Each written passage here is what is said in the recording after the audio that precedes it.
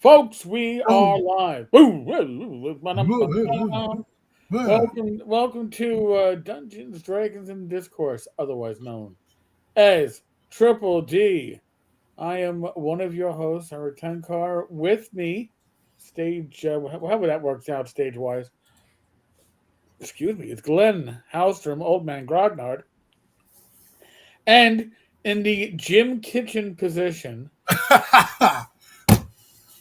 holding the show on their shoulders, is none other than the one and only Don Don Samar. tomorrow, Don Wizard tomorrow. Tower Games. And as we were logging in, I was trying to tell Don that this is how Jim Kitchen came on to Talking Crit. It was me and Mike forever, and then just one day, this stray cat came along, joined the show, and then took like a primary position. It's kind of like an ingrown toenail. It just grows on you. Yeah, Well, I would have said a fungus, but this, you know, what is this? This is the third Triple D you've been on, so you're furniture. Yes. You're furniture now. you're fine. You're Excellent. fine. Yeah, I'm gonna put my feet up on you. Excellent. There Excellent. you go. So, I always thought shows with three people were better anyway. well, you know, you get that, you get the report, but then, like, you get like five or six. That Well, there's a trifecta. reason. There's a reason. There's three Stooges.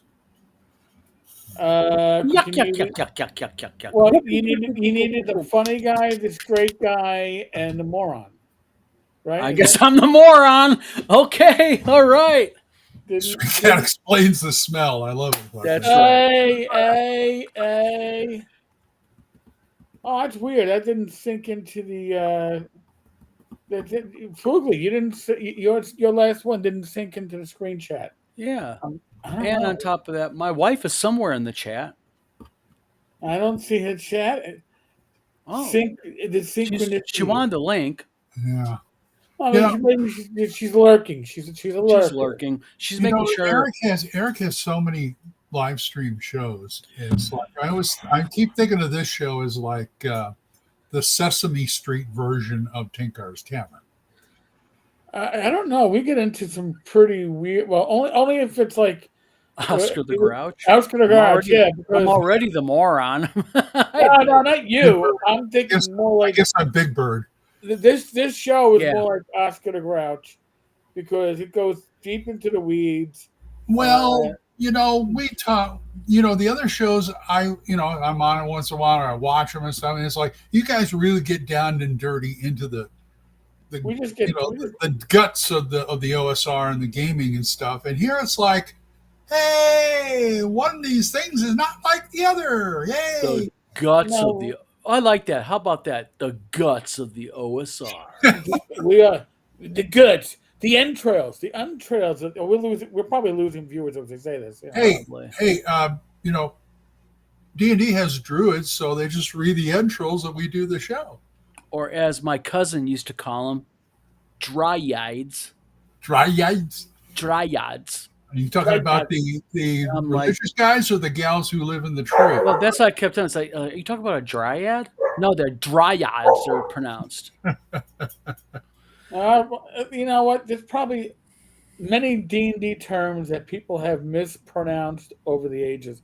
I should probably one day ask ChatGPT what are the most mispronounced D&D words from the Gygaxian era, because there's got to be a bunch of them. Well, yeah, like Tim, they call it Boulay cask. Don't get him started on that. And you want to know the easiest way of picking a fight with Tim Cascas? What? Has nothing to do with it. Just look at Tim Casca. You know, Tim, the best way to have a hot dog is boil it. Hey, I'm in his corner. I am in his corner. That just boiled hot dogs are like, even if I was a native New Yorker like this guy over here, I My still wife eat likes boiled them hot- grilled. Yes. I listen. If you're gonna have a dirty water hot dog, that's what we call them. If you're gonna have a dirty water hot dog, it's gotta come with those like stewed onions that they make. Oh yeah, and the green relish, and Yeah, yeah. also a heaping tablespoon of hepatitis with it. The hepatitis is optional, dude. Personally, for me, I say you can hold the hepatitis, hold the ketchup, extra mustard, sauerkraut, Okay, onions. I'm gonna piss Mustard, off Death Angel Shadow here. Something terrible. I like hot dogs in two ways. If it's got chili on it, I like chili on my hot blue dog with cheese. mustard. I don't like onion. But if I have a plain hot dog, I like a little bit of mustard and a little bit of ketchup. You know what's weird? You're talking about chili cheese. When I went to this one, I always like a good bowl of chili. You know, Right. a good Oh bowl of yeah. chili is really good. Oh hell yes. You know, put some. I'll bring a pot of chili to the guest room for WizardCon. Ooh, nice. You But better leave the windows open. I'm just saying. I finally went to this diner here in Oklahoma that I've had great bowls of chili while I'm here, but that was the first time I ever saw anybody put mustard in chili. And I tried it, and it's like, Oh, this is good. it adds a Um, little tang. They're going for the vinegar with it, is what they're doing. Well, that's yeah, fine. I That's mean, fine. I But used to I used to put I a don't. squirt of yellow mustard into my chili when I was making it. You You want to know, hear something disgusting that my wife does with my chili? My beautiful, wonderful chili. what's that? She puts frickin' sour cream in it. Oh, Becky just made chili tonight. She says, you want little cheese and sour cream? I said, cheese. Cheese.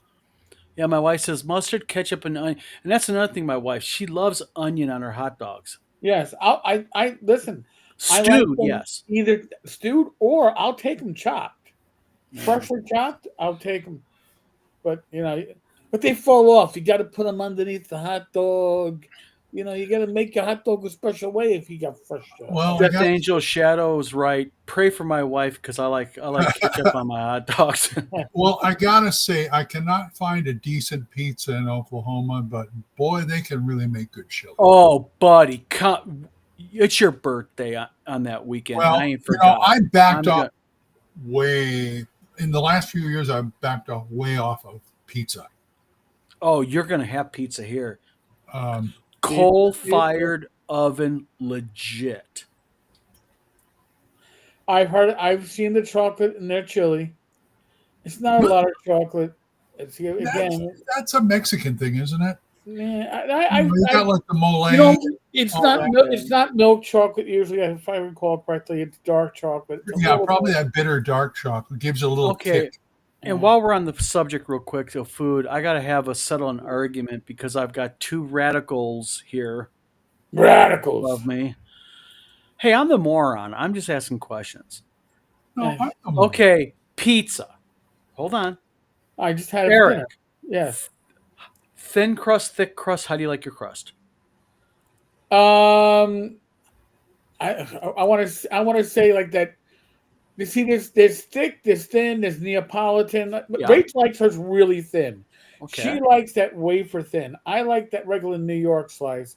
However, if you get me a nice deep dish pan pizza like an Uno's, I will eat that. I will gorge on that until I go into a diabetic shock hibernation. Gotcha. Glenn, how you like your pizza?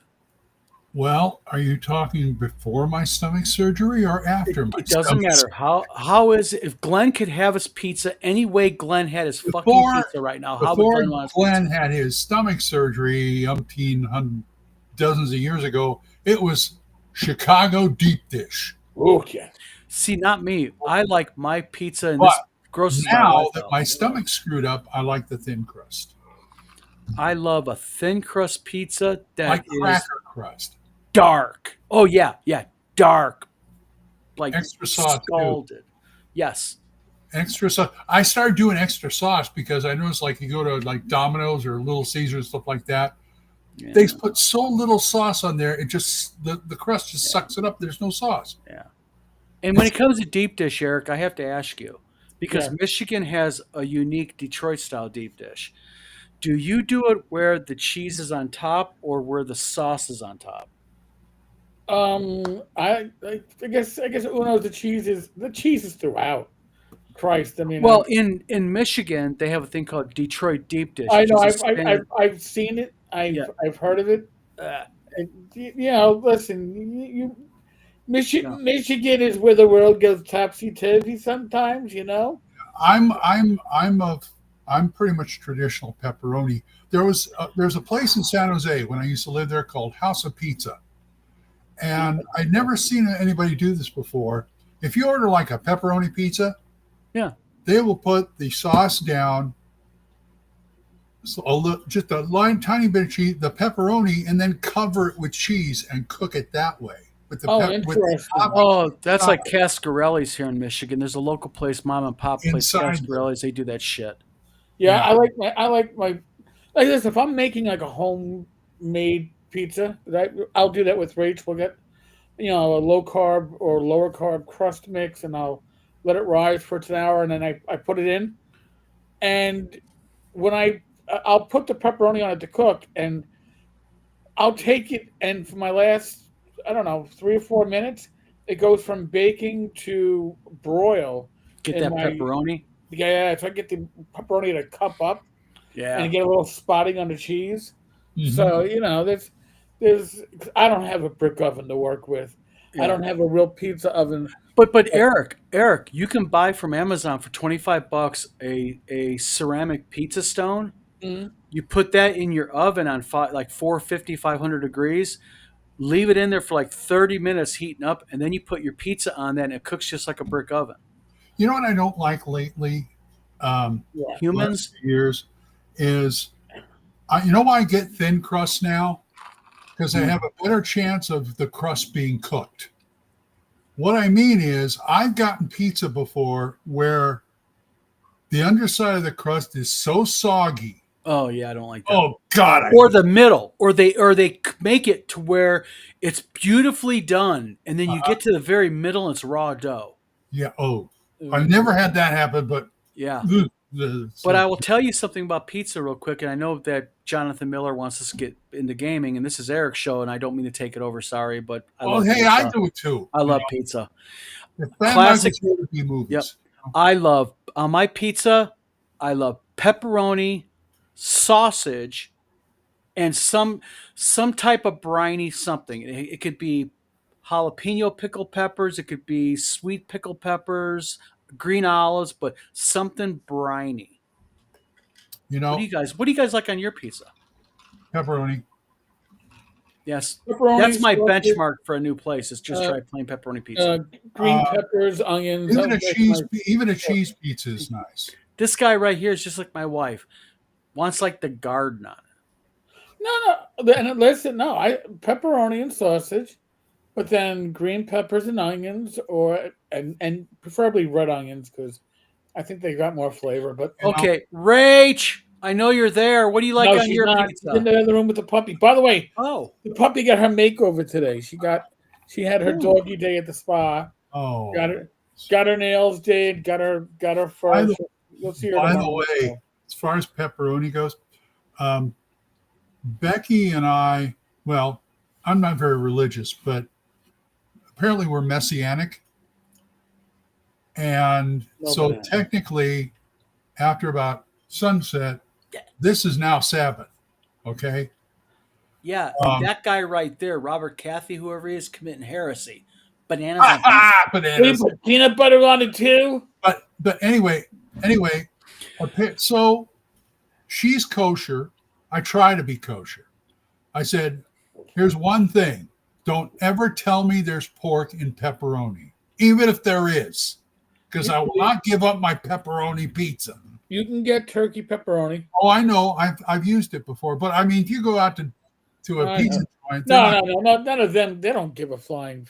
But remember one thing: the rule is, if I don't know it's in there, then it's not in there, and I can eat it and have a cold Right, time. right. It wasn't. It wasn't. It was a sin of omission, not a sin of omission. Anyway, food, Sabbath, whatever. Let's get back to gaming. Sorry Well, about that. I've by the way, I started it. It's okay. this was actually like this. When I was gaming back in high school and college, what did you get? You got a pizza, or you did a Wendy's run. You always had some kind of fast food because you weren't sitting down for like You know a what I dinner. hated? You know what I hated in my gaming groups What? when we do this, and then never order pizza with a by committee, Oh no. because that's usually what usually happened. Like five people. Oh, I want this. No, I can't eat that. No, I want. Can you get half of this? And that's. Oh my Yeah, and god. then you go ahead and call an order in with a really screwed up weird like, can I get like a quarter of that, half of that? And it's like, yeah, right. You get cigarette ashes and God knows what else blew across your pizza. Yeah, Yeah. this is Don't typical. piss off people that cook your food. Yeah. And Yeah, that's oh, typical gaming stuff right there with the food. Unbelievable. Oh, well, Roger Rebus is in chat claiming that supposedly he knows where there's good pizza. Uh oh, actually, no, he does. It's a I'm good. It's a not going to be like I'm not going to be like Jason, where we have to go get barbecue every time we go to Dallas. Oh my god. huh. And but now isn't that kind of like what traditional gaming was about? It was almost like you had the bar at your gaming table. With that, in my case, I always had it without alcohol because my players intoxicated were never fun. Well, they Right. were fun, but they weren't gaming. But it was about food and the experience and the talk, right? And that's all Right. that finger. You always Yeah. needed that finger food, But you then you know. got people. But the problem, Eric, with that Yeah. is then you got Mr. Self-righteous people like Death Angel Shadow, who's knocking me for having ketchup on my hot dog, and he doesn't have sausage or bacon on his pizza. Or ham. Yeah, no. Sacrilege. Boy, I tell you what, come to WizardCon. I'll DM your game and I'll just cheat. One last story. One last story from my family. My mother's okay. I'm adopted. My dad was kind of Swedish stock, Swedish American, like third generation, and my mother was second generation Italian. You'd think Hmm. I get good Italian food. No, my dad had his gallbladder out. All of a sudden, everything's bland. Oh, yeah. But later on, after my dad passed and my mom was around, she wouldn't make pizza. She'd order pizza without sauce. Can You I know, can I ask you a question about gallbladder, guys? Yeah. Eric, do you have your gallbladder still? Yep. Okay, I had my gallbladder taken out, mhm. Me too. but a lot of people that, like you just mentioned, Glenn, like they can't have like greasy food like fries and stuff like that because it messes with them. I have no dietary nothing bugs me, and I've had my gallbladder out. I mean, I'll eat a, you know, like anybody ever have. Okay, this is gonna sound weird unless you're depending where you're from. Anyone ever have pan gravy, where you take like the bacon or the fried chicken Oh drippings yeah, and mix it with flour? yeah. You mix it Yeah, up. I can even have that. That's called Makes me grandma's hungry gravy. just thinking about it. Yeah. Um, but anyway, my mother would make pizza without sauce for herself, and I said, "Why are you doing that?" She developed an allergy to tomatoes, Oh, and Death Angel Shadow. I love onions. I and eat I them all never. the time. I just want them hot dogs. She was like a little Italian lady who couldn't eat tomatoes. Oh my God, Cooked. Oh, that's like a misnomer. That's like really weird.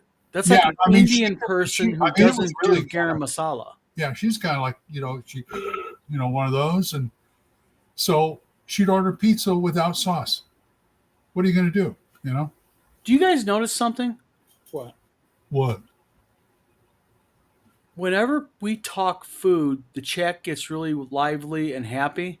Yeah. We did that with vlogging many things. We started talking about food. Maybe I ought to Well, do like a food channel. You know what I mean? Like a food vlog. Eric, well. here's another live for you. We should do another. Now here, all right. I'm gonna pivot a little bit, not directly away from food and gaming, but actually like elbow deep into food and gaming. And to some extent, well, and in my case, I got to go back to the 1990s when my gaming group, my classic Back group, in history. uh, did eh, we used to enjoy playing the occasional practical joke. It's what you do to your buddy. No. No, well, who would do that?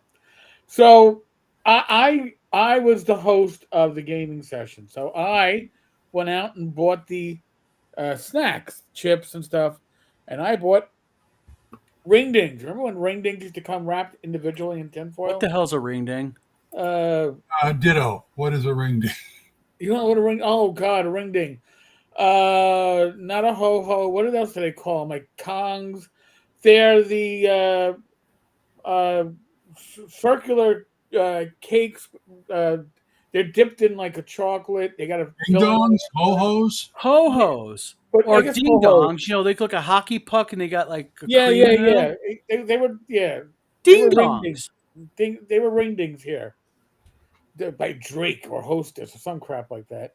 Uh-huh. So I was the one that was hosting. They weren't like wrapped in plastic. They were wrapped in tinfoil. Did you do some sick shit to their ho hos? Oh, I did some great. I did amazing shit. So remember what? I haven't had that squeezed cheese in like decades. But back then, squeezed cheese was very new and popular. People would Oh yeah, I they remember. would I want the can of cheese for my crackers.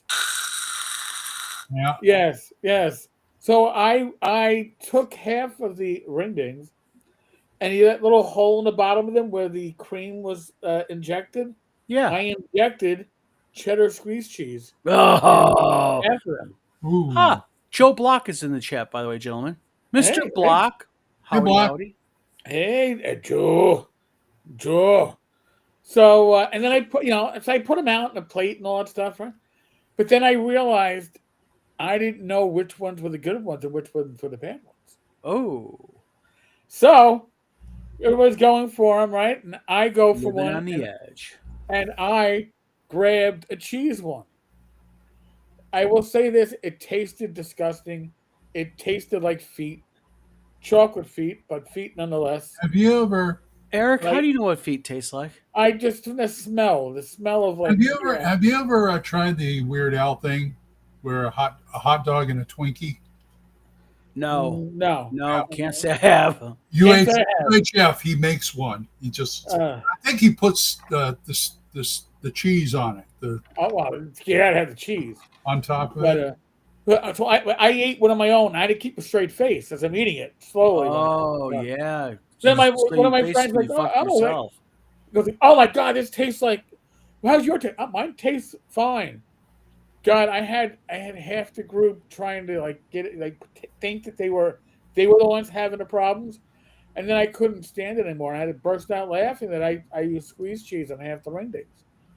So that was my big It might have been actually in April. God, come to think of it, it may By have the way, been the April uh, Fool's one. Death. But I will say one thing. The idea of taking a standardized hot dog and taking cheese whiz on it, that actually doesn't sound too bad to me. No, that sounds actually pretty good. Actually, I could see that. Velveeta. I don't like Velveeta cheese. You know? No. No, the only good use for Velveeta is if you want to make a quick macaroni and cheese and you want to cheat. Or a dip. Or a cheese dip. Yeah, Or it's the only take a only use block for of it. Velveeta cheese, a can of Hormel chili, okay, and some ground beef with salsa, warm it up, mix it all together, and use it as dip. Yeah, you can certainly do that. That works. Hmm. I But I mean, like that that was our practical joking, and I think that I no nobody could top that one, and I don't think anybody wanted to try it because I guess they were afraid of what I would do for encore. Do okay. not escalate. Do not escalate when it Yeah, comes to weenies. yeah. You can't do it. Okay. And Okay. Before I get into my eggs and hash story, I think we should switch over to gaming. Okay, so I was at ShireCon last weekend. That's what I saw. Yes, it was a lot of fun. Now there were a lot of cancellations for the early the 1 o'clock session on Friday, the first session on Friday. There were a couple of GMs that couldn't make it. Joe Block being one, Rob Conley being another. So Wasn't Rob's wife sick too?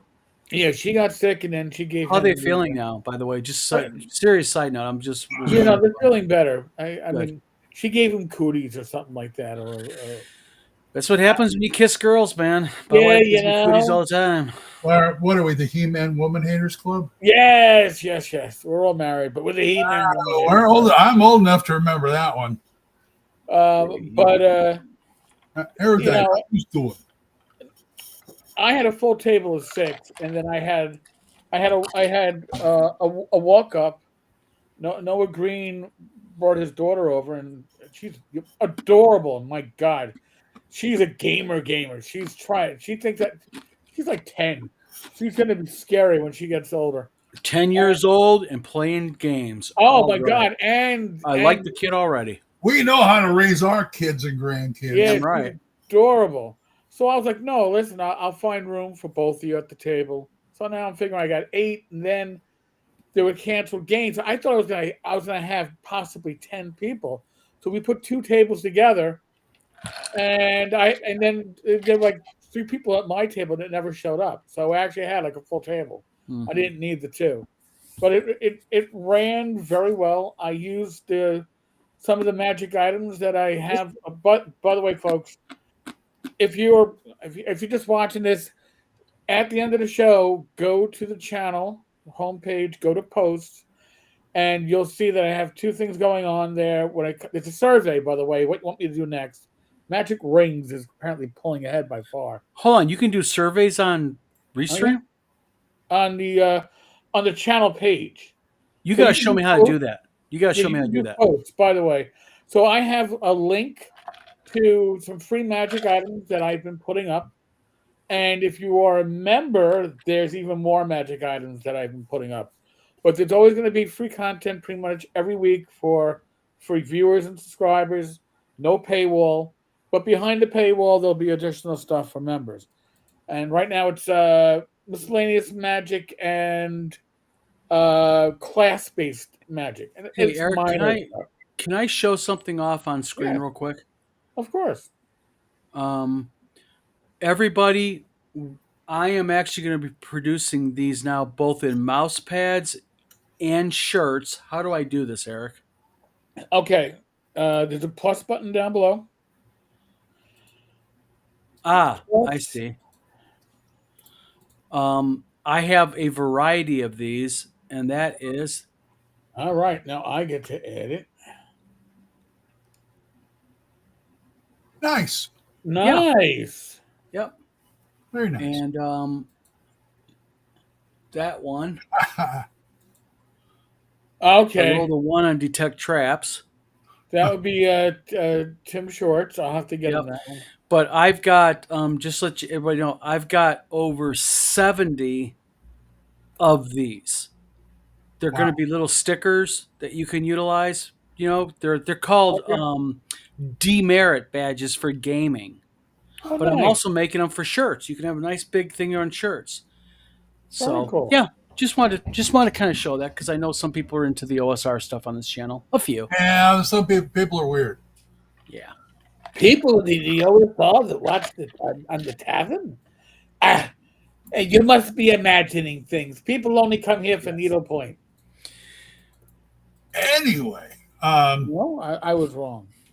I saw. No tramp stamps, Erudite. Ha, There's no such thing as an I OSR tramp stamp on the An back. OSR tramp stamp.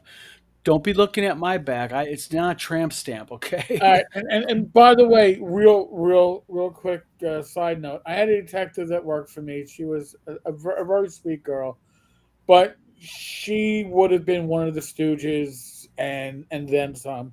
Just I don't know how she passed an actual written exam to get on the job. Just saying.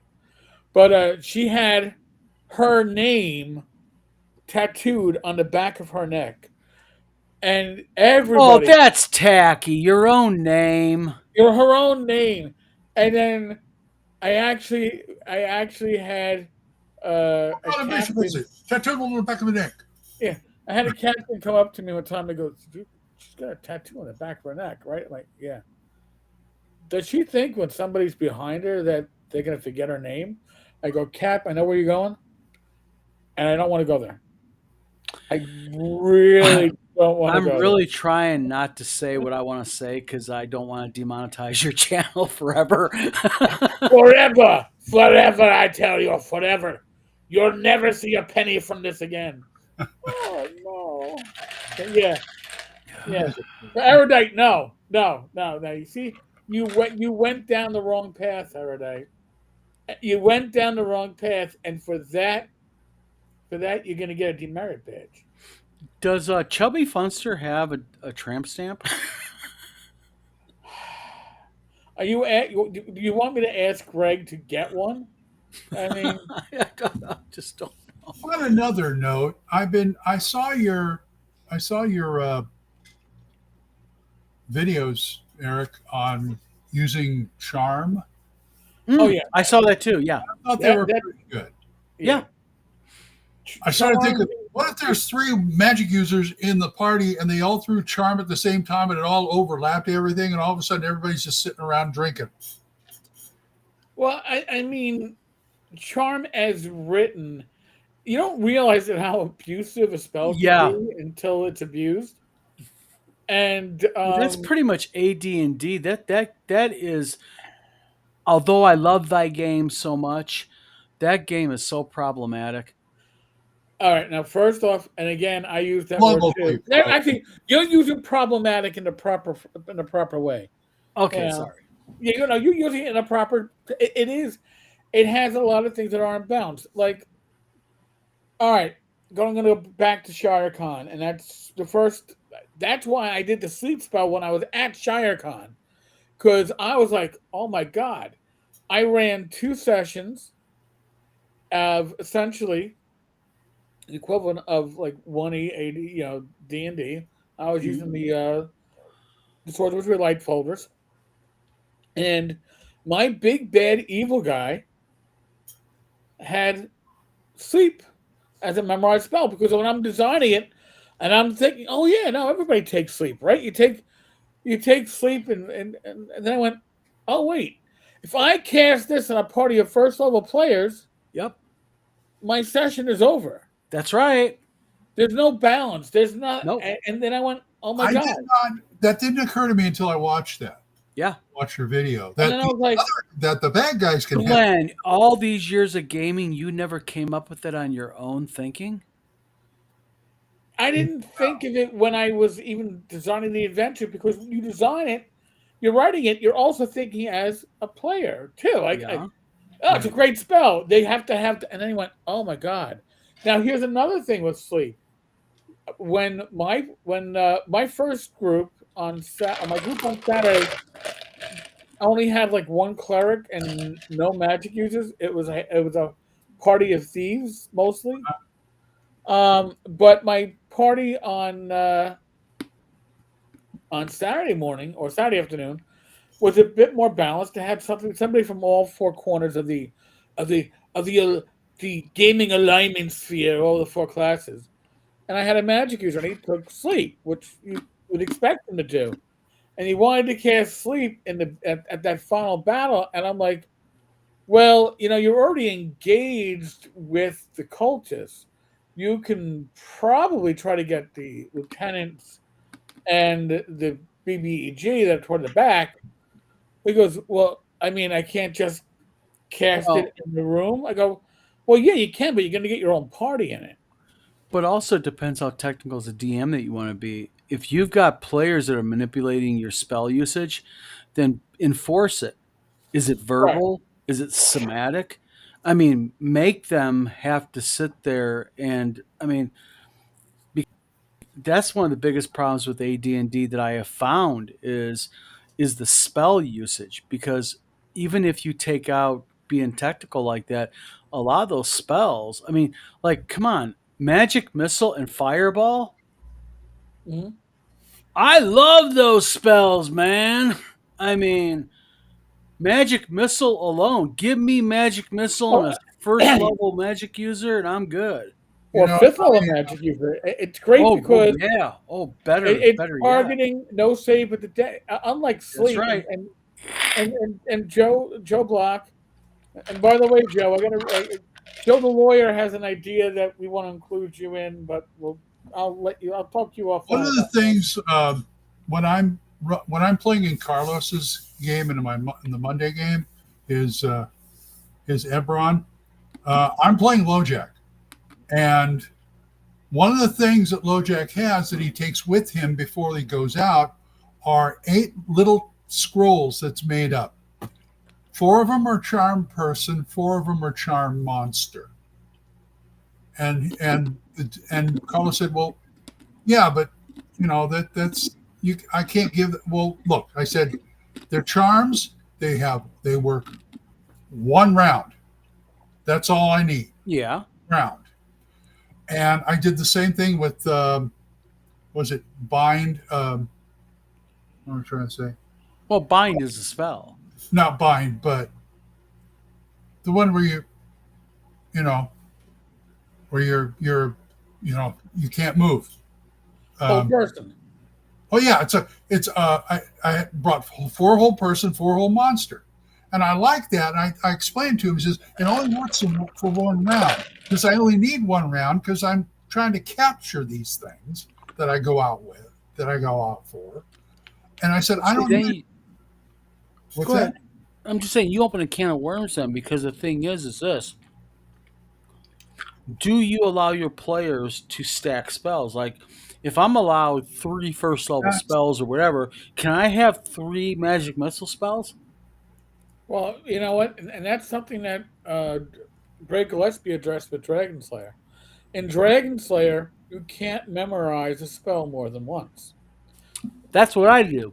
Well, Smart guy, like them already. I actually like that because it Yep. means that you're not stacking fireballs and just the fireball was you. That was Well, my you know, question to Glenn. Was right. basically the same thing because that becomes highly problematic. Because how about this? Give me a 7th level magic user, and I'll just take fireball, yeah, Yeah, yeah. and I will decimate the shit out of anything just about coming my Yeah. way. I'm again like Greg Gillespie's that played very well at North Texas because and I played a magic user and it made me have to not stack up. Sorry about my ice. I won't chew ice no more. Tom Varroque gets on my ass all the time. But I my other character, my wizard in the other campaign, he just bought 2 wands of fireball. Now he can throw a fireball, but it's like you start thinking, well, why do I have to burn this spell when I can just take a wand and use it? But how? Let me ask a question, gentlemen.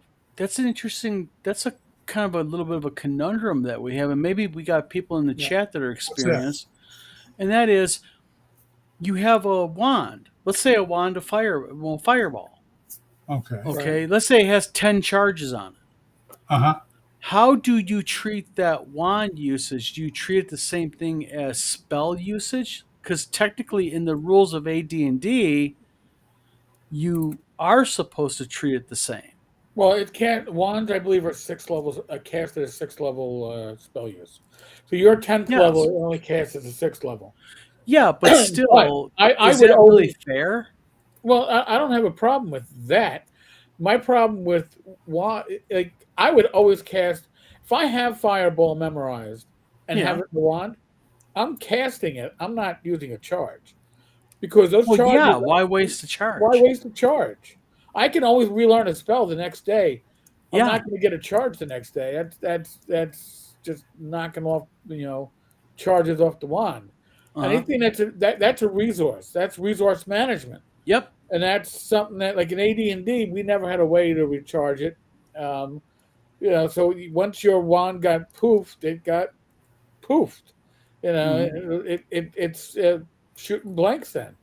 Like Yeah. with Charm Person, my fix, I think, going forward with Charm Person is twofold. We go the way of only memorizing one. You can't memorize an individual spell more than once. Uh-huh. Yeah.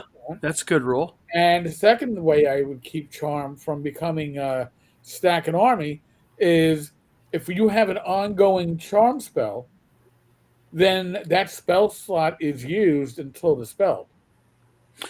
Oh, I said that. That's actually really good. I like that for game Yeah. balance, especially if you are treating somebody that's charmed as more than just a friend, Friend. Yeah. right? But we were treating them as borderline fanatics in Joe's game, and Joe was building an army.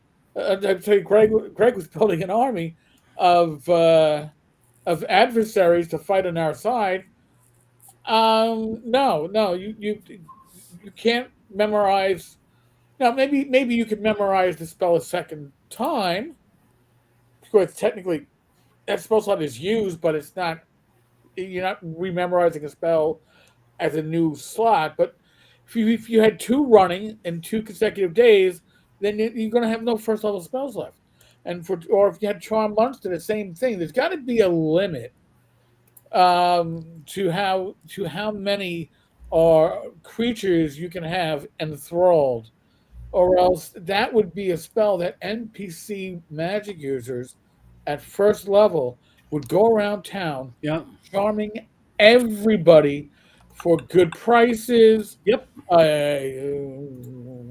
Yep. sexual escapades. Well, and the thing is, it would make sense to do that. Oh boy! Yeah, it makes sense. It would make sense to do that. And here's the other thing: once the save and throw, if a save and throw is made against charm, then it should be an automatic negative Automatic. reaction, Yeah. especially if the creature was or the person was mistreated, Yeah. or they go back and go, "Oh man, you had me acting as the trap detector, you son of Yeah. a bitch." So what do we got here? You mentioned Wanda. I mentioned Wanda Fireballs. That's what I thought of. One day now. One Who day, drew? Glenn, did you draw that? I did. I have it on a T-shirt. Can you blow that up a little bit? Blow it Make up. it larger. How do you do that, Eric? I got it as low. I guess You got to do it. you got it. I can't do it. You gotta do it. You gotta do it. That's the biggest There we I can go. make it. That's as big as I can make it. Clap, clap. I like that. Now, Cha-ching. now we all know, right, that lightning bolt rebounds, right? We've all Oh yeah. Yeah, I've had that experience a couple. okay. Well, Well, now Fireball, and I remember this from Dragon magazine. I think it was like, I don't know, issue 66, 67. One of the first ones I picked up had the volume of a fireball. Like if you blow a fireball up in like a 10 by 10 room, it blasts back down the corridor. I mean, so these higher level spells have such potential detrimental effects. Why mhm. wouldn't sleep, if you're casting it in the area of effect, why would it be selective of who it's going to sleep? It should certainly risk sleeping your party members if you're not being careful with the area of effect. That's what we did in my second group. They took out the two lieutenants, which was good for them. Two second level clerics taken out of the fight certainly helped things. But Joe, I had a party TPK themselves with a lightning bolt rebound at Long Island this year. I believe you saw about the Long Island Game Expo at the Aviation Museum out in Nassau County. I'll have to go next year. It's actually a nice museum. I've been there twice. Yeah, I wish I could get out there again. I'd grab Jason and go too. So, yeah, as Roger says, there are consequences if you fail or if somebody else sees you charming somebody. Yeah, I mean, and again, here's the other issue. So, charm person can be used against the players, right? Now you take it away player agency from the Right. from the players because you're saying, well, no, you're charmed. So now you see Brunhilde over here as your best friend, and you want to protect her. It's like, oh, geez, So as a GM, a spell like sleep, I really think that sleep, it's a first level spell. Give it a saving throw. It's still going to work on 85% of your adversaries, but at least it gives your party a fighting chance. You know, just my 2 cents on that. Yes, that's I was right. That's I was crazy. right. I should have gone to that one. I could have gone to 7 cons this year then, Yeah. and I'd have more gray. charm Yeah. What the hell? Yeah. charm You squads. I love it. know, charm squads. In Um, color. The thing is, though, you have the right kind of player who knows the game and knows their spells. This Right. is where DMs. People think DMs have all the power. You're up against a bunch of smart, savvy players. You mhm. don't have the power that you think you have. Yeah. A lot of Yeah, times, players can take that game over real easy from you if you, I get depending on what you're dealing with. yeah, and our gaming group, our extended gaming group, is a lot of game designers in it. People that Oh, yeah, take it, you're and part. everybody's a DM by nature. Yep. So when you have that, people are going to find ways to break it. Now, I didn't play much AD&D or 2E back in the day, only because I was the primary GM. But I was in a short-lived AD&D campaign with the use of Unearthed Arcana. I've heard Mm. that. I've heard that before, where they say, "Oh well, I didn't get to. I didn't play the game much. I was DMing, Well, no, playing but the game." no, Yeah. no, no. But what I'm saying is, I didn't. There is two when you're GMing. It is a different seat than a player seat. Well, I know. Yeah. And as a player, I hate to say it, but even back then, you look for the exploits. Yeah. So I had to, I rolling 46. I had an amazingly uh, great array of scores, and I was like, wow, you know what? I can start as a fighter, Hmm. get to second level, and then become an illusionist. And there was a method to my madness, because the rest of the group was like, well, illusionists kind of suck. I go, no, I'm gonna be a scary illusionist. They're like, why? Because second level as a fighter, changed to an illusionist. When I try to reach third level as illusionist, I can use my fighting abilities. Here's the thing: we had phantom armor as an illusionist, which used a piece of plate mail, and it gave you a real suit of plate mail that absorbed, I don't know, 2 points of damage per level, but it looked legit. Do that. My guy was carrying a two-handed sword. I was like, who's going to think that I'm an illusionist wearing plate mail and a two-handed sword? People are going to believe my illusions. I sold it pretty well. Sadly, the game only lasted until I think I hit like fourth level, so I really never got a chance to see what really would have happened with Spectral Force and other spells like that. But your players are going to exploit everything they can. That's the nature of the game. And I took a different view at it when I realized that, wow, as a DM, I'm putting like I'm not putting I'm putting guardrails on how I'm going to run an NPC, because if I use the spells as written, the game session's over when they get to fight the big bad evil guy. It's done. Yeah. And it's not like, do I get a saving throw? No, you don't get a saving throw. Why? Right? Or do you really like? Well, players always get a save for a sleep, but yeah, no, you can't do that. So that's Then again, you should play basic D&D like Beck Me and play an elf because they are not affected by that. yeah. Well, no, then 90% immune, right? I think it's a 90% I think it's immunity. 100%. Either that or Uh, I think it's uh, I think in AD&D it's 90%. yeah. And There. Yeah. FL is at 30%. I saw that when I was researching the charm spell, and I was like, Hmm. huh, you know, Yeah, I got it. I got it. Don, did we lose Don? No, I'm thinking to myself about that because What? I'm trying to think about how I want to comment. With words, preferably Oh shit!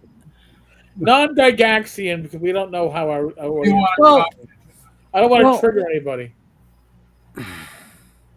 I've got a nice shirt on. I don't know. no. I guess the thing is that one of the biggest problems with spells is that everybody enforces the usage differently. Hmm. And especially with, and I ran into this with Beckme, was with Beckme is the spells will sometimes be so oblique in their description. Hmm. And it's like, I understand interpretation, I get it, but sometimes the interpretation is so wide open. So how do you guys handle that? What how is that handled when you have a spell, as an example, that is so wide open that three or four people at the table are taking it differently? Is it DM is final word or what? Um, Question. it's a good question, and we've actually had this play out at the game, the virtual game table, Really? and Yeah. and we've had it not just with Greg, but with Rob, another game designer. Joe was running the game, and um, Joe was trying to, I give him credit, um, be like a neutral party and listen to the argument coming from the player that was trying to squeeze every advantage out of the stone that Oh, they. I though those kind of players annoy the But shit no, out of me. I mean, but legitimately squeezing. And when I say legitimate, they had a reasonable argument that would have sounded Oh, good. okay. It wasn't coming from nowhere. They weren't yanking out the commas and the periods in the wrong No, no, place to no, manipulate it the no. way they But want. but then I would come in and I would become like the prosecution, and I would take the role that I'm sure Joe wanted to take, but he was trying to be the neutral party, the referee. And I would, and it's another player in my. We're the same side, and I'm like, actually, Rob, I think you're misinterpreting it, the way it played, and I know because here's the thing: when you're talking AD&D and AD&D 2E, I have an encyclopedic memory of these rules that I ran them for decades. Uh Do I huh. have gaping holes due to the fact that I'm 58 and I had chemo? Sure, I'm quite sure I did. But my knowledge is still pretty good, and I can see where the arguments are coming from. And when you understand where the argument is coming from, Hmm. it's better to tamp it down. And if we had gone with what was hoped for, it would have been very unbalancing for the campaign, in my opinion, and probably Joe's.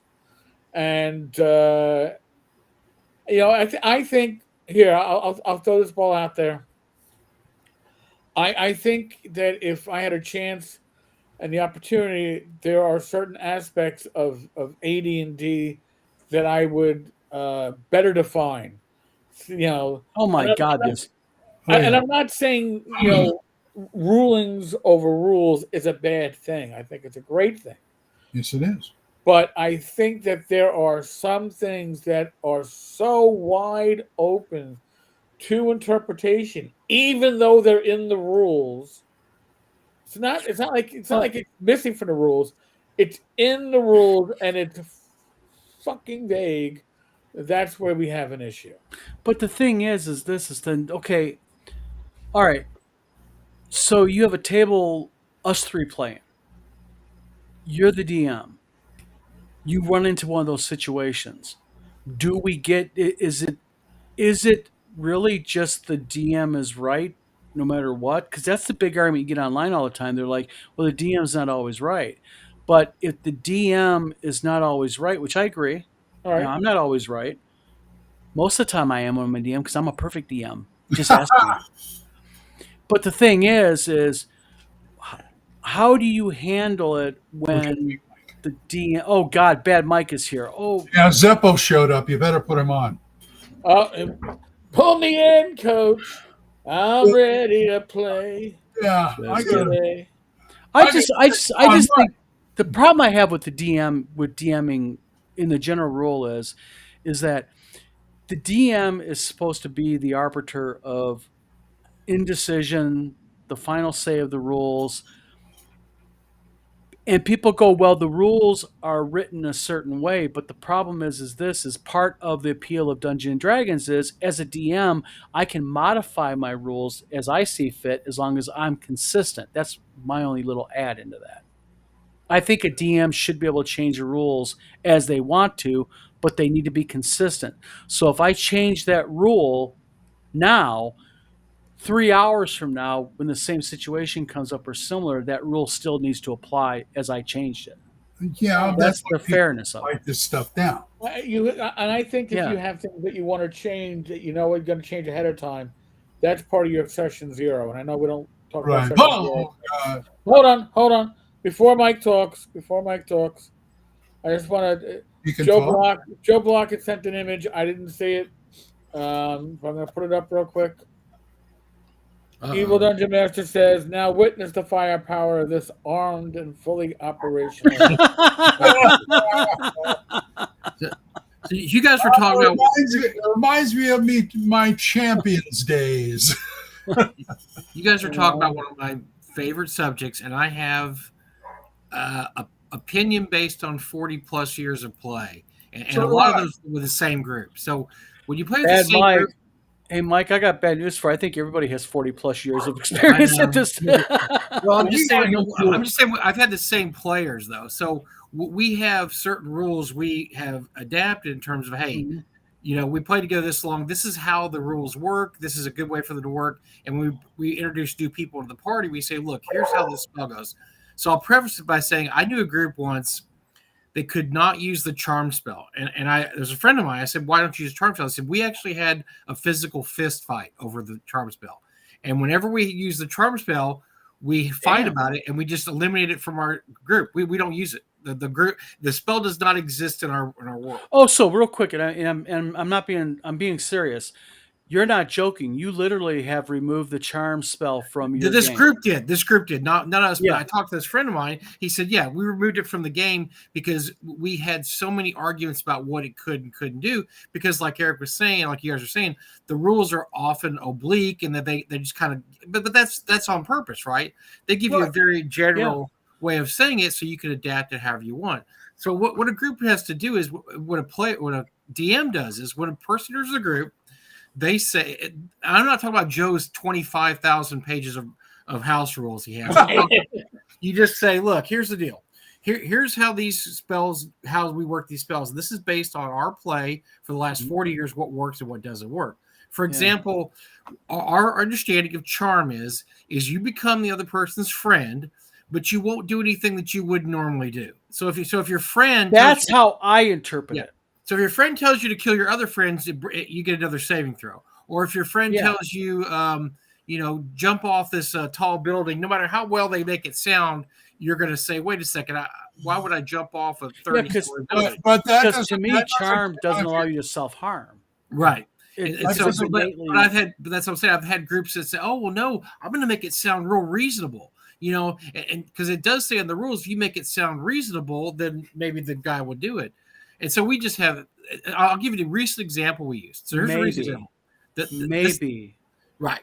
So the spell haste. So the spell haste is a pretty powerful third level spell, right? Especially when you fire. Yeah. So I'm running a group in Dwarven Deep now. It's an all dwarven party. So get the all dwarven party. Aging rules don't matter. It doesn't matter. So they're like, we can cast spell like 5 times a day, or haste 5 times a day. And so I was like, you're right. This is in this type of campaign with all dwarves, this is an extremely overpowered spell. Yeah. So I talked to the group. What we came to is you can cast it once on the group, whatever. Every time after that you cast, you have to make a saving throw. Otherwise, you're too exhausted. In other words, so many haste spells in one day, your body starts getting exhausted. So if you made another saving throw, it wouldn't work on you. You're like, it doesn't work. I'm too exhausted. Mike, that's the whole point, though. That's exactly what you do. Is part of what I love about this freaking game, is you are putting limiters on your own game to make it more fun, more enjoyable for everybody. And everybody agreed with it too, because they agreed, like, look, yeah, you're right. This campaign is going to be ridiculous if we can cast haste, 3 or 4 times a day. and we're just going to walk, just Yeah. plow through everything. And not only that, so also you have to remember something else. And I tell our group this: when you remember, however you use a spell, the bad guys can do the exact same thing. Yes. So if you're in the Underdark and you're fighting Durgar or Darrow, that they don't care about age limits either. I'm going to make them cast haste 5 times a day, and every time you're going to run into an army of Durgar, they're all going to be hasted. They're like, yeah, that's a good idea. Let's have it once a day, and every time you cast it beyond that, you have a chance that. And I guarantee your players would bitch and complain how unfair it yes, is. And they know that. But I'm saying that's the advantage of dealing with people that have played 40 years. They realize all these things. Now, where you get into trouble is, and you guys were talking about this, is when you get the not necessarily rules lawyers, but people that want to take every advantage they want to squeeze every advantage they can out of the game, and so they're like, well, I want to do this because of this, and I read the rule. To me, it means this, and then you get this big argument. But that's also the advantage to us having played so long. We can present them. Well, here's what your logical argument leads to. If you say this, I'm going to tell you how I'm going to use it as a DM, and you're not going to like it very much. And you explain it to them, they're like, yeah, you're right. I don't want that happening back to me. I can't believe that there are so many still players out there that they will try some of that to somebody like us who's like 40 years in. That kind of thing. Because everybody thinks they're reinventing the wheel. Yeah, it's not our first rodeo. Everybody thinks that they've discovered the wheel. I need a way to make this spell work. The DM is not going to see this coming. And the DM's like, yeah, we messed with that. And that's the whole thing with them is what they do is we live in a society these days of gotcha. Everybody likes the gotcha, and it's like, you can't get us because we've been there, we've done that, we've been playing. That's a good point, Adno. So their party, they hire their henchmen are mages. So it's an all-dwarven party, but they have 3 human mages of the party, because they realize as dwarves they don't cast spells, but they realize that spells are necessary in certain circumstances. Now they don't necessarily like it; they grumble about it a lot. But they realize that, fireball sure clears out a room pretty darn good. Really good. And so they kind of realize that. So they've got to where they hire. They have actually 2 sisters that are mages, and they have one of my player characters. He's a mage, and so that they are actually the people that cast spells. The dwarves themselves are not spellcasters. So, but that was a good point. That's a real good point. Yeah, they do. The dwarves are smart enough to realize the advantage of there is advantage in spellcasting. Sometimes a dwarf needs to fly, and if you've never seen a flying dwarf, you don't know how useful it is to have a dwarf flying. Is that the same as tossing a dwarf salad? Yeah, it's easier than tossing them. It's not illegal like dwarf tossing is. It's perfectly legal to play. Well, there's one dwarf that likes fly cast on him, and he loves to have fly cast on him, and he gets out there and starts flying around and hacking up all the flying creatures. And why did you cast fly on me? Poof! It transmuted into a fly. I've seen a horse fly. I've seen a dragon fly, but I've never seen a dwarf fly. Never said dwarf fly. No, but and look, a lot of the spells have built-in limitations. If you don't read the rules close up, like, look, fireball is a great spell, but we all know you don't casting fireballs underground is iffy at best, because I don't let my players count out squares. I say, no, you don't have that advantage. You're working on your memory. Do you want to cast the fireball in this room or not? I don't let them check off the 33 squares. I'm like, what do you think? And they're like, I better not cast it, because I'm not entirely sure how far back this room goes. I read North Texas D&D, and I remember the guy, in fact, was it Barrow Maze? Possibly. But they had this room where they had these bad guys, and this one guy who says, mage, okay, I'm going to cast fireball. I've calculated, Yep. Get the blowback and all that stuff. He was one square off. What? Missed it by that much. Yeah, by that much. I felt the heat on the tip of my nose. We had veteran players almost make a mistake our last session. They were in a pretty tightly enclosed area, and one of them got excited. One of the PC, actually John Lyle, Eric knows who that is, and Glen does. John Law's mage wanted to cast a lightning bolt, and everybody else went. And I said, "You can't say anything," and they went. And he realized once they all made him, they're like, "Oh yeah, that would start bouncing off the walls, wouldn't it?" Yeah, I think I'm gonna. Bad things happen. Bad things happen.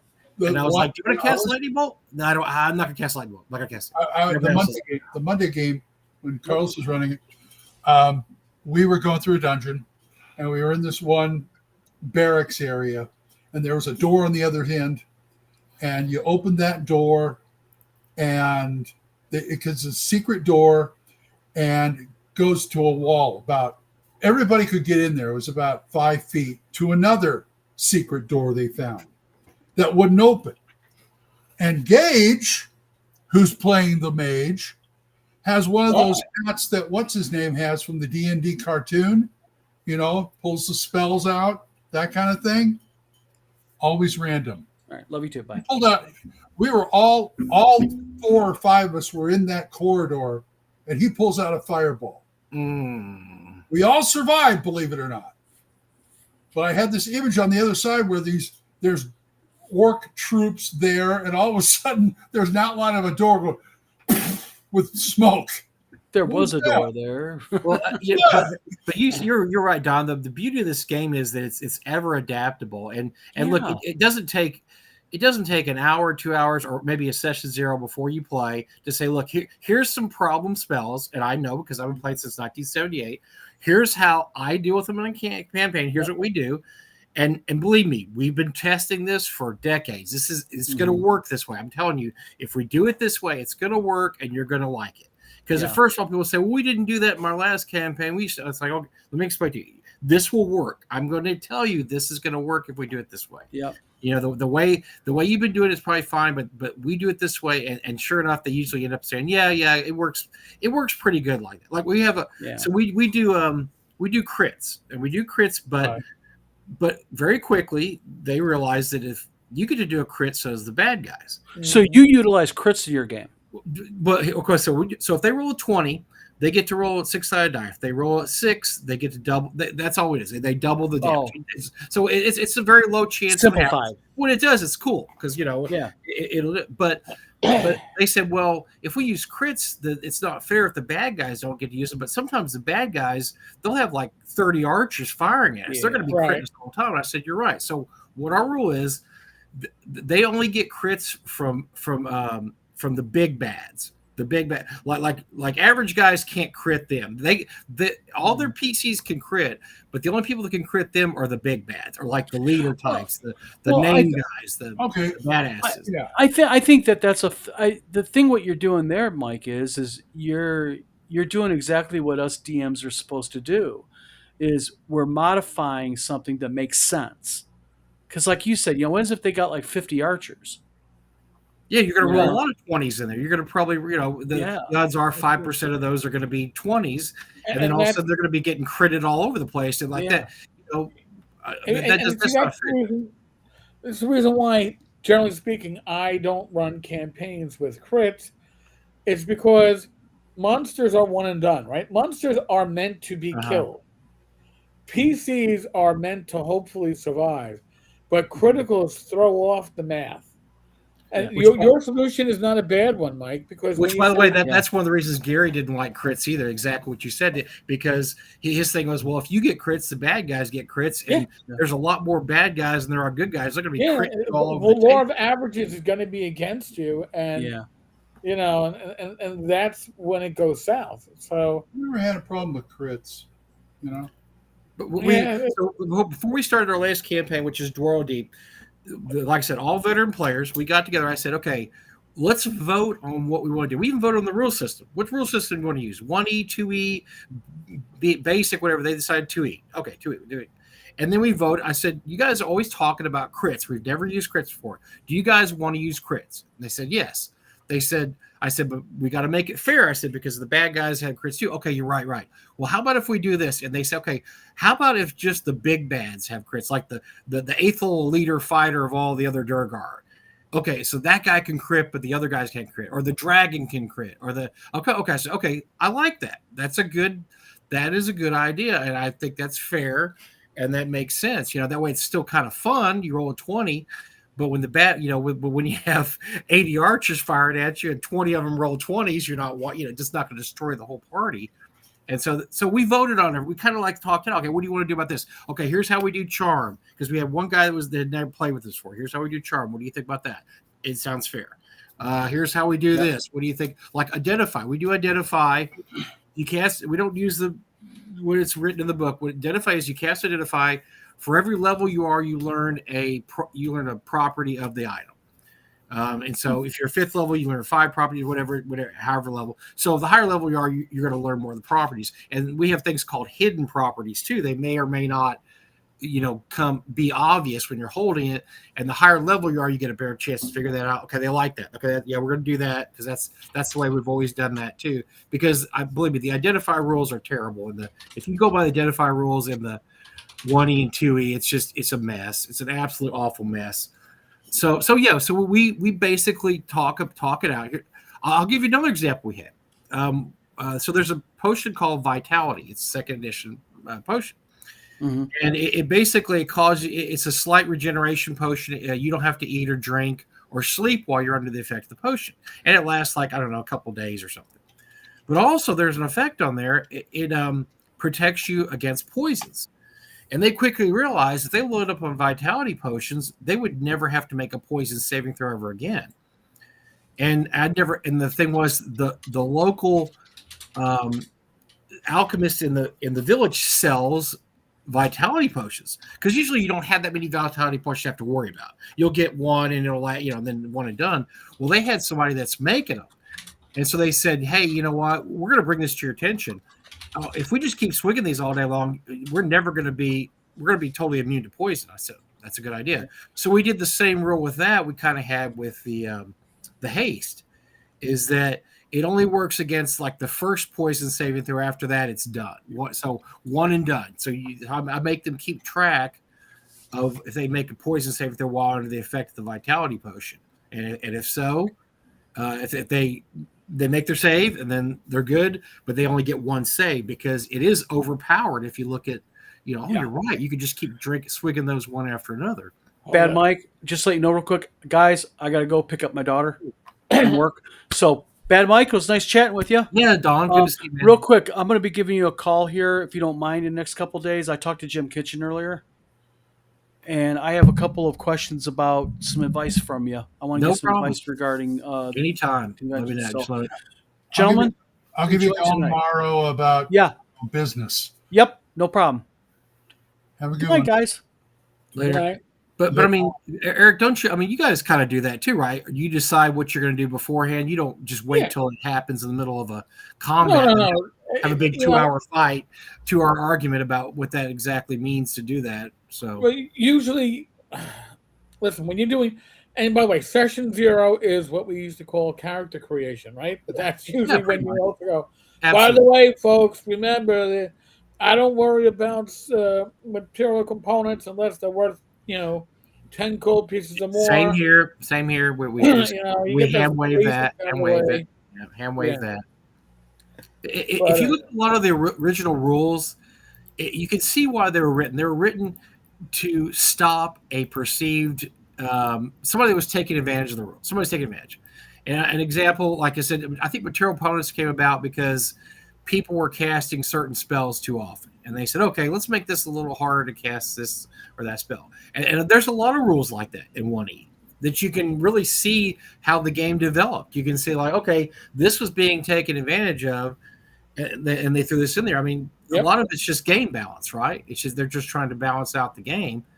But I find if you have an intelligent party and the guy you can reason with your players and you want to make a good game, you don't need those seat belts. You can say no, we're going to do this and we're good with this because we're not going to take advantage of it, or we're going to work out a rule beforehand that right. I mean, you look at the DMG and all the notes that Gary put in there. All the little notes on spells that are in the DMG is stuff that likely happened from the publishing of the player's handbook, and the phone calls and letters he got was I don't want I don't need people calling my house asking me gaming questions night and day. Let's just include that. It'll make the Dungeon Master's Guide even bigger. Yeah, Awesome. that's true. I think that's a lot of what that entailed. And look, they had all this. They had years of playtesting, obviously, before they created 1E. They knew what was Right. being taken advantage of, and what was it? What was Yeah. like? And I'll give you an example. Magic Missile. The trade off of it always hits is why it does so little damage. One die Right. one, because if you start doing massive damage with that, then also the fact that never misses is going to be a. You got a nickel and dime them to death with that thing. And that's also why in 2E there's a limit to how many missiles you can cast. Right. Whereas, And most spells like they can't. I can't remember which clone. I can't remember which clone it was. I think it was Castle of the Crusades, but they did Magic Missile. Okay, if you use Magic Missile the way it's supposed to be, you get this one, the D4 damage, always hits. But if you want to roll to hit, it'll give you like a D6 or something like that. Oh, interesting. Oh, I like that. That's a good little rule. That's a good little. It's your choice. But here's the thing: like in AD&D, it's D4 plus 1. In Basic, it's D6, right? It's not, or the D6 plus 1. I forget now. I don't remember I anymore. thought it was a D4. No, Basic was a D6. Basic is D6 plus 1. Okay, and in AD&D, but you have to roll to hit. In AD&D, it's D4 plus 1. Plus 1, and you get one every 2 levels. Well, the same thing with Basic. Yeah. Basic you have to roll like you're casting an arrow, right? Or So they did take away 2 points of potential damage for the automatic hit. And I personally, I would take the automatic hit because, especially in AD&D, where you're playing with spell interruption, if you're playing by the book, if you're playing with segments and all that stuff, that's a very instrumental spell to have memorized and have ready to go. It's like, and everybody looks at, why was Gary so obsessed with all these pole arms, four poles? But if you look, the reason pole arms make sense is when you look at the armor class adjustments. Yep. And look at how good pole arms are versus a lot of the different armor classes, because you're doing it from a distance. First of all, you can do something from a distance, because normally you're not going to haul your glaive Gis army into a 10 by 10 dungeon corridor. You're going to be sitting there with this giant thing scraping along the tops of the ceiling there. But it had an effect if you're using haste rule. First of all, if you're using weapon speed factor rules, because they're slow. Mm-hmm. And if you're using versus armor types, because they work better on certain armor types. They work better on plate mail and stuff, because they can get in there and gouge it and throw them up, knock people off their horses, which were what polearms were used for, to begin with. I was raised. I started with 1E. It wasn't until when I went back to Basic and things like that. It says, you mean you can pop off a spell without having to have segments?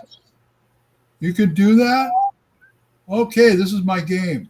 So I used to hate that. It just rolls, but it all goes into the thing that D&D is ever adaptable. And if you look at the early, we talk about this a lot. Look at the early editions of some of the fanzines and Alarms Excursions. Yeah, they're going, man, this game is great. You can do this, this, and this, and Gary is very enthusiastic about them doing rules changes and having their own characters. And then about issue 30. Gary writes a letter in there and says, you guys need to stop doing this. I wrote 1E, and 1E covers all this. I do not give permission for any of these rules changes. And they kind of just went, yeah, whatever. Whatever you want, Gary. Well, he was saying the same thing in Dragon. Yeah, because he, at that point, they codified it to be able to play it in tournaments, obviously, and so every rule had to mean the same thing across every tournament. Whereas these guys they were playing the original edition, and the guys that were writing in fanzines and Alarms Excursions. He was also worrying about IP. Well, and he had to say. I felt he had to say that because the lawyers were saying, right. Then we're going to lose our. Well, I don't think it was the losing it. I think it was the idea that other people are making money off of our work.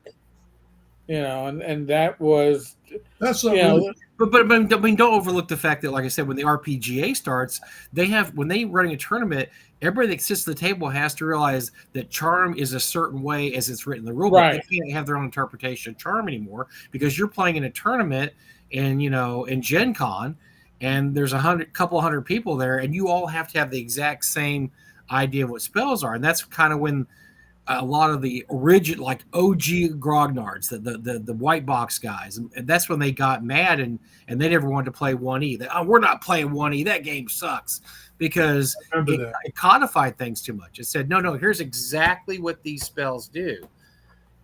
And they're like, no, it does whatever you want it to do. And that's just, that was the first edition war, right?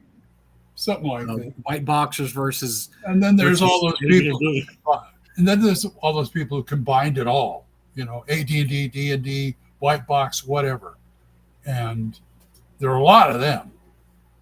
That's why you look at these play leagues. There's extensive rules that go into depth about everything because they have to. Every group has to play exactly like the other group, which unfortunately stifles creativity. Which is one reason I don't like play leagues at all. I just don't like them because it does stifle creativity. But it made it easy to do that because you said, okay, if Group A, B, and C all go through this dungeon, we can be sure that when somebody casts a fireball on them, it's going to be the same thing. It's going to act the exact same way for Group A, Group B, C. Yeah. The DM's not going to get any power to interpret it how he wants. He has to run it exactly the way the rules say. There are times when I miss the RPGA. Yeah, I mean that's what it did. If you read some of the old RPGA modules, they go in depth. They say, okay, if they cast a spell, here's what will happen. If this if this happens, then this is going to happen. They want you to know exactly what's going to happen. Of course, they could never cover all their bases. No, of course not. No. And there's always somebody that's gonna figure out a way to take advantage of something somewhere. Yeah. God, but I mean, it all comes down to your group, right? I mean, as long as your group is not a bunch of idiots or I mean, I played with rules lawyers. I played with the worst guy. I had a guy that was a min-maxer. He was the biggest min-maxer of all time. He could get a rule set any game, read it once, and he would min-max you the best character. He could tell you exactly how to min-max just from reading rules, and he absolutely could min-max. Well, like you were talking about your illusionist fighter, Yep. Eric. Yep. He min-maxed, so he figured out the best thing was a cleric fighter. Was become a human, become a cleric. Hold on, and then become a fighter because then he's a human that could always turn undead and cast heal spells on himself. And so he was a cleric to I think 3rd level. He got 2nd level spells. Then he became a fighter. And he didn't even try to make it a story thing. Like, okay, well, what's your story? Why do you do this? Well, I'm doing it so I can min-max. Oh, no. In the game, why would your cleric suddenly decide to become a human fighter? I don't know. I will just say that he doesn't believe in his god anymore. Well, no. You're going to be able to cast spells at certain points. He was just so infuriating. He's like, no, I just want to be able to cast spells and be a fighter at the same time. He had no logical explanation. But it was a pretty good min-max. I mean, like I said, he could cast a whole person. I mean, he could cast Cure Lights on himself, and that's he had cleric's supposed to fight anyway. Does he get any fighter advantage when he's going fighter? Well, I mean, when he gets to a certain when he finally gets to 7th level or 6th. Yeah, he'd be a 7th level fighter, but he can still cast some cleric spells. I was like, why don't you just be a dual class dwarf or something? No, I don't want to be dual class. I don't want to divide my experience. I want to do this, and it worked. It worked okay, but he was min-maxing, absolutely min-maxing. And human dual classing was broken because if you would think, oh, well, you're wasting all that time. No, because when you're swapping the class, you're earning experience points to get to 2nd level, and that's the party probably at 4th. You're one session. You're the next level already. All you got to do is survive, stand in the back for a session. You're pretty good. But when your party gets high enough level, they're going to carry you, right? Yeah. True. The next time you get a treasure hoard, it's probably going to knock you up a level. because it's going to be enough gold and silver and But it used to jewels. be 1 gold, 1 XP. Yeah. Oh, I was trying to see some other stuff that we had my group that we're playing now that because we did come to some understanding about a few spells and a few different rules, and I can't remember them. But I think that's the best thing. That's what the great thing about this game is. You do your character creation session, or like Eric says, we now know it's session 0, and you say, okay, here, what do you guys want to do? What do you think that should be done in the game that we don't usually do, or that gets taken advantage of? Blah blah blah. Oh, and we have another rule too. So when I do a bad guy, I like the bad guy to do the little, hamming it up right before he attacks. And they're like, no, we attack him. We don't want him to talk. We're just going to attack him and beat him up now because you're going to try to trick us and you're going to have him talk. It's like, now the rule is the bad guy gets to soliloquize. He gets to, and I promise it won't ruin the party. It's just there so he can, be his ego can be on display and you can see what a badass he is. Mr. Bond. Yes, Mr. Bond. No, I'm not, Mr. Bond. I want to kill you. No, you got me monologuing. Got it. Yes, exactly. So the bad guy gets to monologue, and they can't attack to the bad guy's monologue. But also, I've agreed that I won't take advantage of that fact to have him do like, okay, then he casts a spell after your monologues. No, it has to be monologue, and then we're going to roll for initiative after he monologues. Yeah. Because the monologue might have some plus monologue might have some useful information in it. He may tell you that he's got a twin brother that's going to avenge him after he's dead or something, So you might want to listen to that monologue, or he may let slip the location of a treasure or something. So that's always a possibility.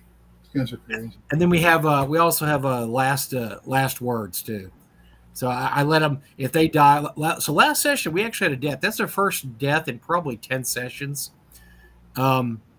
They fought an evil dwarf who had a speed potion, and he also had a blade of quickness, and so it was almost cheating. So he gets to swing first with blade of quickness, and he drank his speed potion.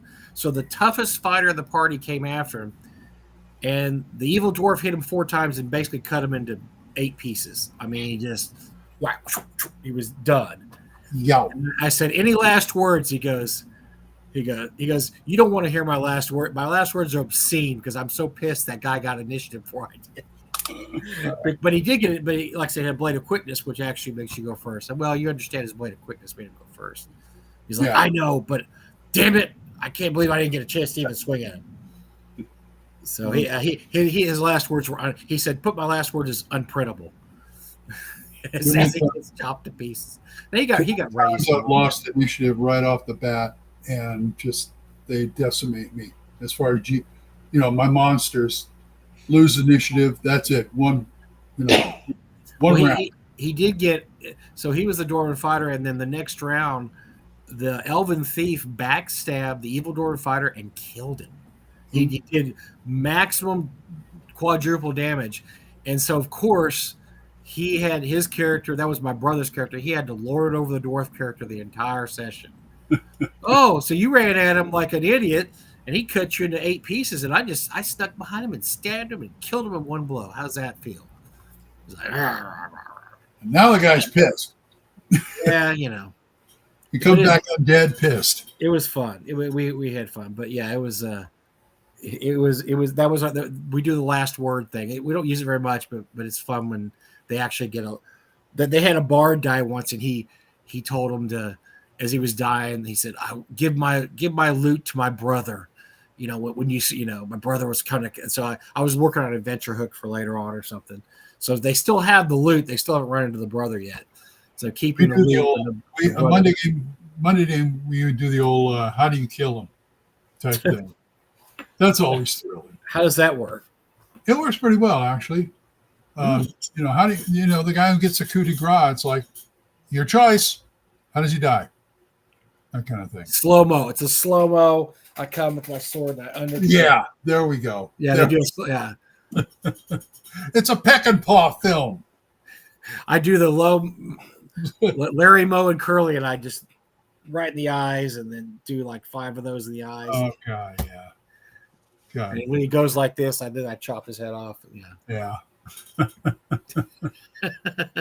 I haven't tried that. I kind of like that rule, Glenn. I might have to work that in there. You get to say what the coup de grace is. Yeah. That might be kind of fun. Maybe we'll start doing that. Right. That, and we tend to do, you know how they say when you have to make a decision on a rule that's not really clear, and you got to do it for your table. It usually in our table comes down to odds or evens. We do that. Oh, that's a good one, Glenn. That's a good point. We have the 50% rule. We also have that too. You do the 50%. We do. If you start arguing more than a minute, and the arguments for a minute, it becomes 50%. 1, 2, 3, it works. 4, 5, 6, it doesn't. Yeah. And it just the GM rolls a D6, odd or even. Odd. Yep. Okay, It happens. That's what we do, because if we have any discussion that lasts longer, I think it's like 30 seconds or a minute, then it's like, okay, odd, even. We're doing it right now. That's a damn good rule. It is a good rule. And I would say beginning DMs, that is an absolutely, is a lifesaver rule, and especially if you're doing it at a con, because nothing's worse at a con than getting bogged down because somebody's arguing with the DM about a rule. Yeah. Nothing bogs it. And that's the thing. Gary used to do that, didn't he? I believe he did. I believe that's where we first. He did the 50% rule. But if you're a new DM out there, anybody that's just gaming, that is one of the best ways just to move it along, especially if everybody agrees. So it doesn't matter. 1, 2, 3 works. 4, 6 it doesn't, and we're going to move on from there. And whatever. And most people will say, okay, yeah, 50%. Okay, that's good. Got it. Perfect. As like I said, especially during cons, there's nothing worse than running a con game. You only have 4 hours to run a game, 5 hours. You cannot afford to have your leisure time ruined by some idiot who wants to argue. At a con, I wouldn't want to play more than 4 or 5 hours as a player, anyway. My B1 game, though, Glenn, remember that's a 6-hour game. It's 6 to midnight. We do that 6 to midnight. Although we sometimes true. Well, we have a break. We have a break though. For you, I'd make an exception. Oh, well, of course. For you, an exception. Thank you. But I like my Gangbusters games. It's always a 5-hour slot, and the first hour is making characters. So, and of course, then you have Call of Cthulhu games that last 12 hours. Yeah, I mean, I've seen those guys. Where they have to give up the table. It's like, oh, come on up to my room. We'll continue. Yeah. That kind of, or find another table or somewhere in open gaming. A couple of years in North Texas, we had an all-night Call of Cthulhu game. I believe that Steve Getty ran it. He doesn't run it anymore because he gets too tired, he says, which it's from 6 at night till 6 in the morning, which is insane. And he did that a couple of years, and he said he couldn't do it anymore. I tried that once. Too much. It didn't work. Oh, my gosh. It works great if you're 21, right, Glenn? Yeah. I think I lasted 8 hours. I did that to get free admission because they say you run this much, you get half off. This much, you get I'm going to do an all-nighter. Warhammer Fantasy Roleplay. Let's go. And about 3, everybody was like, can we just say it was 12? Yeah, we'll just say it's 12. We all go back to our yeah, we ran 12. It's age dependent. Yeah. We did it, man. We made it. Yeah. There's only so much Red Bull you can squeeze in your liver. I have never, ever been able to do those all weekend. No matter what age I was, I can't do the all weekend thing. I always had to have my rest. We tried an all-nighter, and my friend's parents threw us out at 4 a.m. from the kitchen table with the argument of, we need to effing sleep, and you're making too much noise. Everybody go home. We had a few back when we first discovered D&D, and we were just so crazy about it. So 1978, the summer of 78, we played a lot of D&D because we first started playing like that spring. And we had some D&D weekends where my best friend, I would go over to his house or he'd go over to my house, and we'd get my brother and then Dr. Joe and a couple other guys, and we'd start playing Friday night, and we played about, 2 or 3 in the morning. We'd sleep. We'd wake up Saturday morning. We'd start playing again. We'd play all day. We'd have a break for lunch or something, go do whatever, maybe go see a movie. Then we'd start playing Saturday afternoon. We'd play Saturday night late. So we did that a few times. That we were probably that's back when I was about 15. We could do it when you're that age. When 15, 16, you could do that. Yeah. And no responsibilities, no job, nowhere to be, no whatever. It's the summer. It's summer. The summer in Texas, it's 110 10 degrees outside. You can't do it. You know, your parents don't tell you go outside and play because you would die. Yeah. And Jump so, through you the know, dice. Yes. they're happy with you just sitting in a dark room with air Oh, conditioning, rolling dice. I think Gage mentioned once he did an all-nighter with some people, and it's like he couldn't even take it. And that's when he was like 16, 17. We did it a few times. We did that. Like I said, that summer was. We were so fat. We were so entranced by the game, though. I mean, we were just, you know, we just wanted to play it all the time. We just discovered this new toy, and the new toy was the most awesome toy we'd ever played. Yeah. So then the GMs are crazy. They just keep going and going, even if they didn't have any ideas. I was the DM, so I had to keep thinking of things to do. That's why my original version of B1 had like 6 levels, because they wanted to keep going. And remember back then there wasn't any published adventures. That's right. And so I'm like, I don't know. And so I took the dungeon geomorphs. Remember those geomorphs you got? Oh yeah. I'm making levels and rolling monsters in it and trying to figure out what's going on in the lower levels of Quascatan just to keep it going. You know, take those 15-minute break. Take those 15 Yeah, minutes. players aren't discriminating. They're not discriminating. They don't care about it. When you're 15, you don't care. Yeah. You just want to kill some monsters. That's what I hear anyway.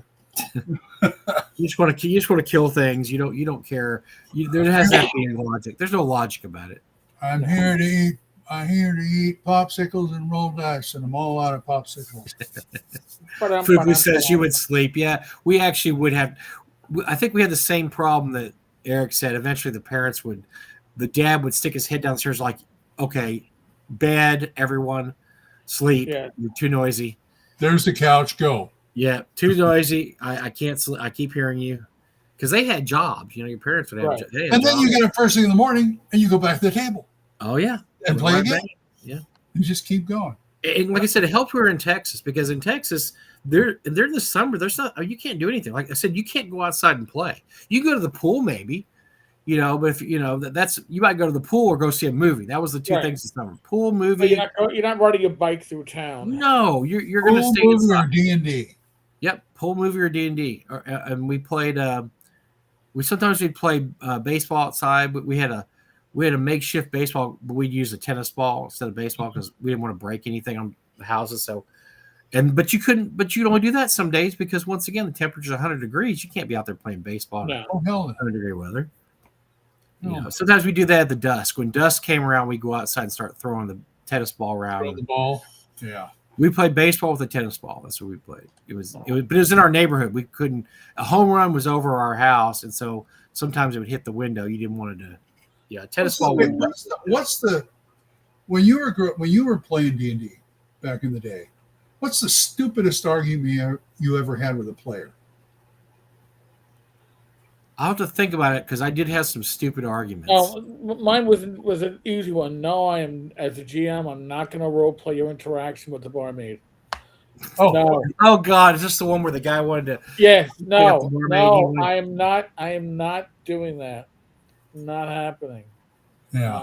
I know what mine was. Mine was when so the character, so they read the deities and demigods. It said if you say a deity's name, there's like a 1% chance he shows up, right? Yeah. So I thought it'd be really funny if they all just started yelling the names of like evil gods. Oh. You know, Demogorgon. You roll. You have to roll 1% chance every time I say it. Demogorgon. I mean, I'm like, dude, if I roll a 1, he's showing up, and you're toast. I would have made it a cumulative 1%. You know, then it's 5, then it's 10, then it's 15. And after we did that for 10 minutes, I said, okay, we're not doing this. We'll move on. You know, we're not doing this anymore. Ha ha. You made the DM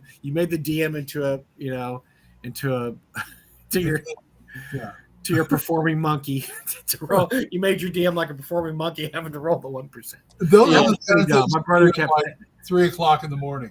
It was actually Camazot's God of Evil Bats because they were going through a C1.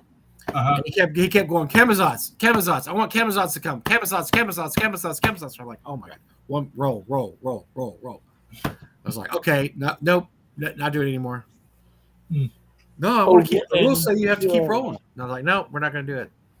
Because even if it showed up, then the party's dead, right? Camazot's going to get pissed off and instead of cloud of bats to devour them. And so finally, everybody else like, yeah, Rob, shut up. Robert, just shut up. We don't want to get eaten by a bunch of rabid bats. I haven't had a stupid one as a GM, but as a player, the one that comes to mind is Matt Evans' game. I think it was Labyrinth Lord or something like that, where we killed a green dragon. You know, we pooled together and killed a green dragon, and the coup de grace was a lightning bolt. And it went up, down, threw him twice, he's dead. And Brad comes over and says, tell it that's not right. It should bounce at least twice more or three or whatever. And Matt's going, it's dead. You killed it. What the hell? No. You just got to bounce. So I do more damage, even more. You got to keep bouncing until it destroys all the magic. Yeah, I handed you that dragon. And still, God almighty. Roger, you're right. But I would say, I think we've talked about this before. This is one of the reasons why Dungeons and Dragons became such a big deal. Think about it. Wisconsin, winter.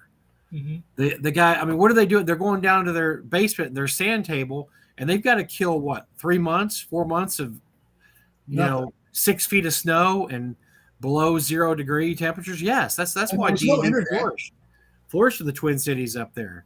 And no internet, so yeah, no internet, no Netflix, no heck, back then not even any VCRs to play movies on. I mean, they had nothing to do when it got freezing cold except read or play games. And if you heard talking to a bunch of old timers, we went and toured Yolanda's, which was Gary's house, but now Yolanda owns it in Lake Geneva.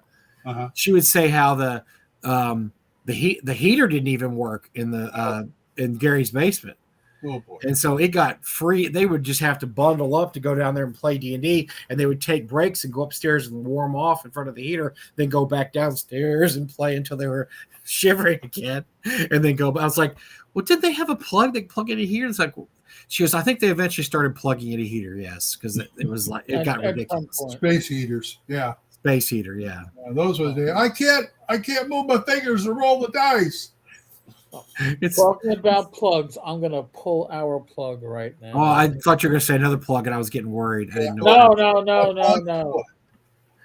I want to ask you guys one question before we leave. Though. Yeah. What's that? So we just talked about that. What's the worst conditions you've ever played D&D under? I think I know Eric's, but I don't know yours, Glenn. What's the worst conditions you ever played D&D under? I'm talking like temperature-wise, or was there a storm, or was something going on? Was it flooding? I mean, was there something you played D&D you were like... Consistently, Matt's house. Just Matt's house as a whole. Because he had an AC that would work sometimes. Oh, no. But mostly it was winter, and you better take a coat, because I'd freeze my ass off in that game room.